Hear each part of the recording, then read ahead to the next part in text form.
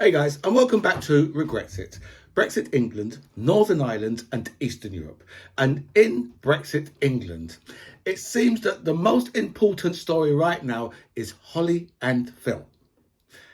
Or it could be the fact that over 30 years ago, I believe between 20 and 30 years ago, there was a report done on the what would happen if our water companies was privatised. And exactly what is happening was in this report. But this report has been quashed for between 20 and 30 years. This report has been quashed, right? Which means that obviously Labour have been in it as well, because you'd have had the Blair government that would have known about this report, and obviously this probably would have been commissioned probably around the time of Thatcher, or maybe just after the water company, or just before or just after the water companies was privatised.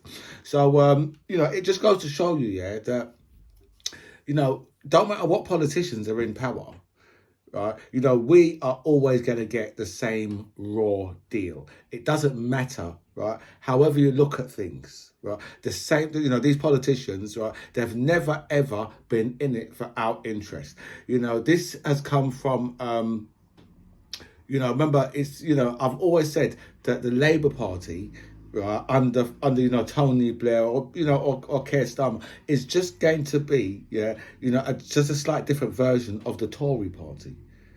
So that's because that's literally all we can have in this country. They will not let us have anything else. I mean, they would never allow the Green Party to really get in. And the left wing of the Labour Party, as I said before, they can never they can never get into power. But this report had said that what's going to happen is these companies will come in. These people will take over these water companies. They'll load them up with debt, and then they will. And then obviously, once they've loaded them up with debt, now the infrastructure needs billions of pounds spent on it. So much money the infrastructure needs spent on it.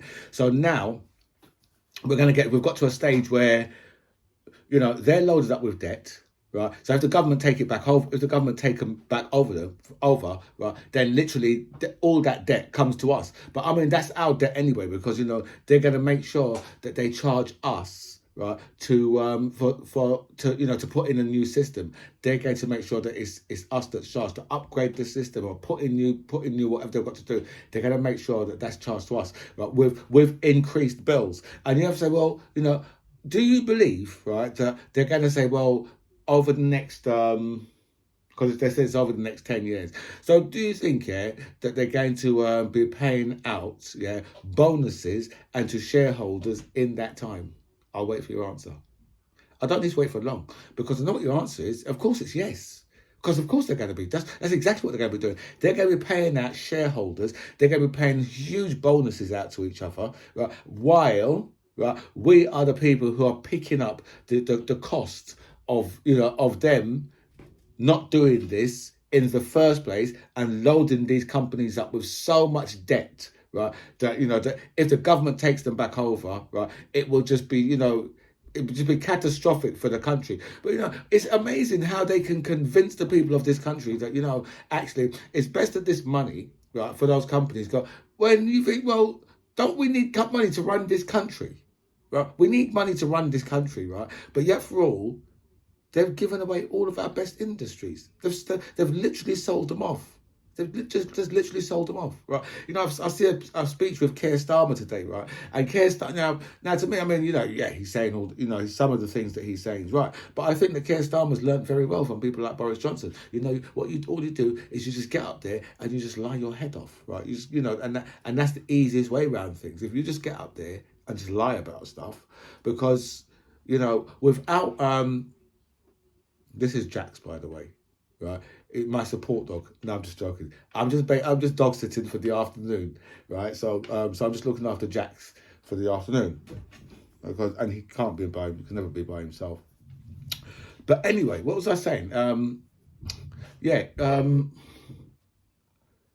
So Keir Starmer's speech, right, where he said that he's going to get this much staff and that much staff.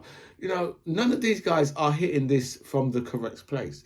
This has to be hit, from the position of, you need to lower housing costs. You know, you need to make this country much more attractive for people to live in. Right now, right, you know, we're basically like your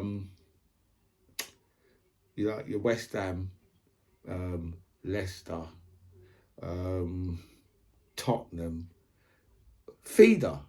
We're feeding, you know, those clubs are feeder clubs for the big boys, you know, for Man City or Real Madrid or Chelsea or Arsenal. They're the feeder for them, and that's what we are now. We're just feeder for whether it's Canada, Australia, New Zealand, America. People, you know, some people in this country prefer to go to America to go and live in America to work in their health system rather than work in our health system over here, because our health system, right, has been, you know, is on its way to being destroyed in the same way that they've destroyed our water system in this country, right? So, you know, unless you make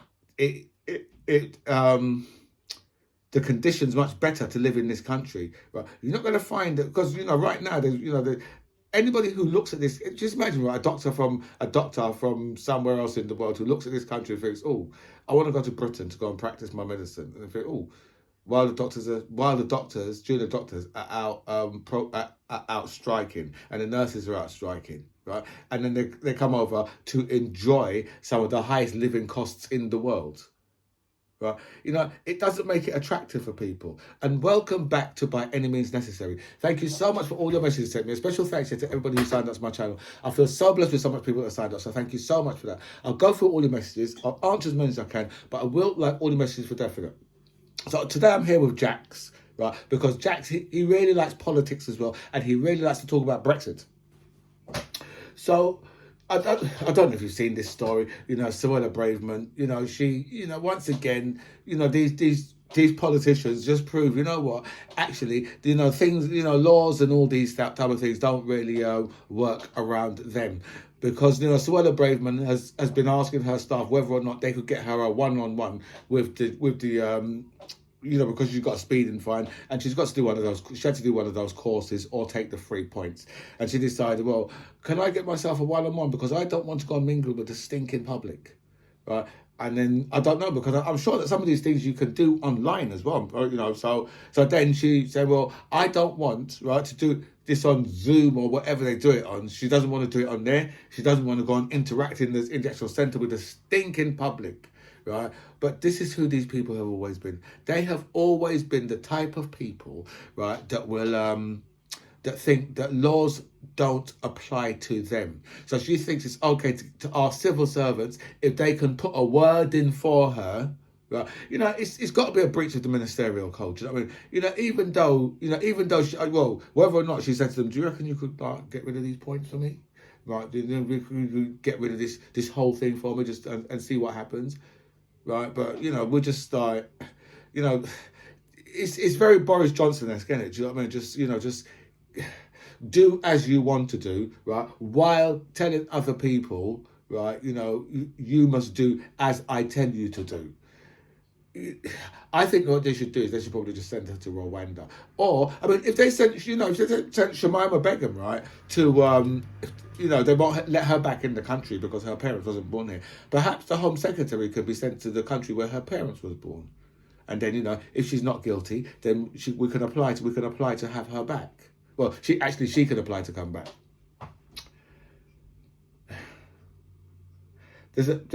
And we'll move on to the EU, because there's an EU report that says that Britain has the worst water in Europe. An EU report has said that. And Therese Coffin said, no, it hasn't. You really can't argue with that. You know, you can't argue with that level of stupidity. When someone's just prepared to just go up and just say, no, that's not true. When blatantly it's true, because, you know, Fergal Sharkey's saying it, right? So, you know, and then we've got plenty of people around this country where I'm seeing reports of what people are doing, and those reports are saying that, you know, our water is completely filled, and, you know, we've got so much water, bodies of water in this country that you cannot swim in, right? And then, you know, I saw the other day one of the spillages which they call a spillage. Now, to me, a spillage is, when you get like a diesel spillage, because no one does that on purpose. So you get a diesel spillage, right? You could be walking up your stairs with a bucket of water, right? And then spill, that's a spillage, right? Or, you knock your box over, you've got a cup of coffee on the side, you box it off the side accidentally. That's a spillage, right? What they're doing is a pouring, is a dispersal. They're dispersing water they're dispersing sewage into the water. There's no spillage. It's not a spillage. Spillage is accidental. See, even the wording that they're using tells you, actually they know they're doing something wrong. Just for the wording that they're using. It's not a spillage, right? They're meant to do it, right? Because it is a deliberate act, right? So it's a pouring of this dog is sleeping. So it's a pouring of it, really. Do you know what I mean? So so I just look at I just think to myself, well, this whole situation, right, with the spillages is just completely ridiculous. And for Therese Coffey to say, well, okay, but that's not true, right? What can you say? Do you know what I mean? What can you truly say for Therese Coffey to say, well, that's simply not true? And then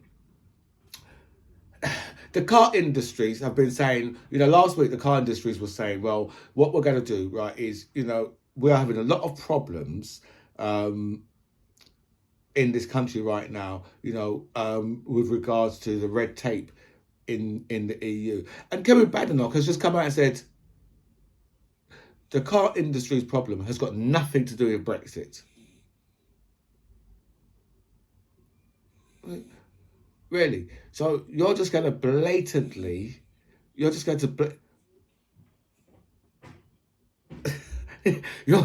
blatantly just lie just like that in people's face. You're just going to blatantly do that. Just say, well, no, it's not. You say, well, how can you argue with that? You can't argue with that. You can't argue with that level of like lying. If someone did, if you're saying one thing and someone else just comes and says something completely different, right?